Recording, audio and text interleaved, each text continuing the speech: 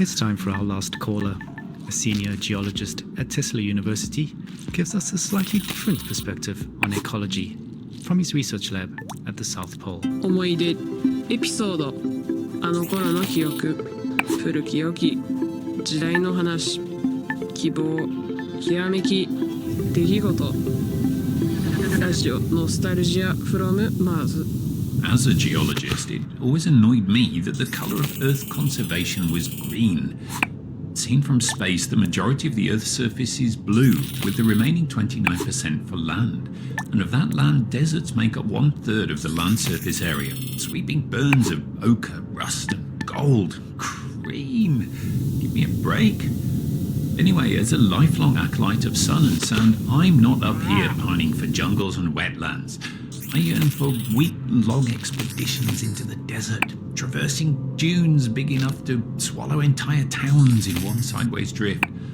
Oh, to feel that oven-hot wind dry as a bone on my face. There's more dust in my veins than water, I can tell you that much. It astonishes me that people up here are oblivious to the fact that it's our understanding of living in deserts that makes life up here on Mars even possible.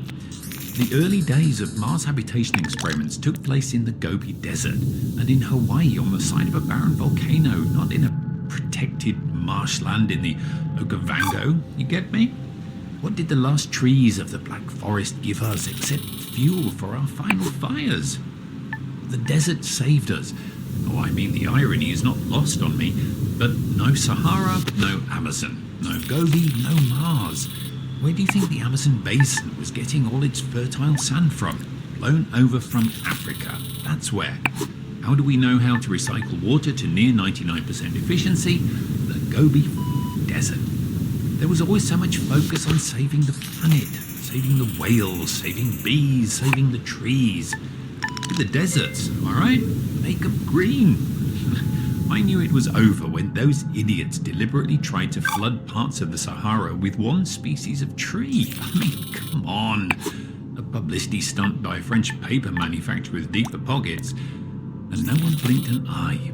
It was meant to help, but the Sahara Tree Project literally poured salt into the wound.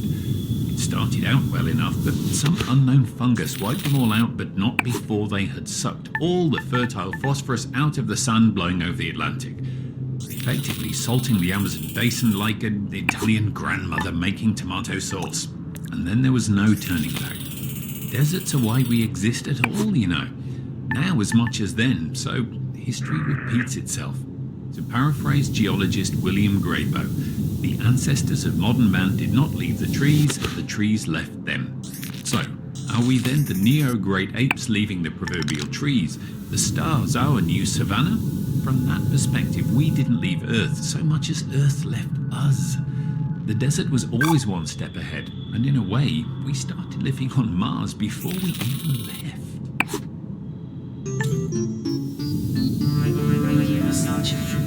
Ah yes, not all of us up here pine for the fjords. Put me in the desert camp for sure. That searing blue sky and endless horizon. I'm still not used to how close the horizon here is on Mars, and the strange sky still throws me off when I see it, and apparently I'm not the only one. The Recreation and Relaxation Department has asked me to remind those complaining about the red color filter on the windows of the panorama observation deck that the sky on Mars is not blue, but salmon pink. So please bear that in mind when submitting your request to visit the outer domes. And also bear in mind that the waiting list is now double months long, so book early for the experience.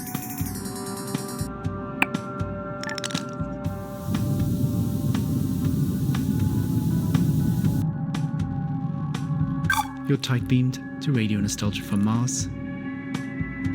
Let's take a trip into the desert.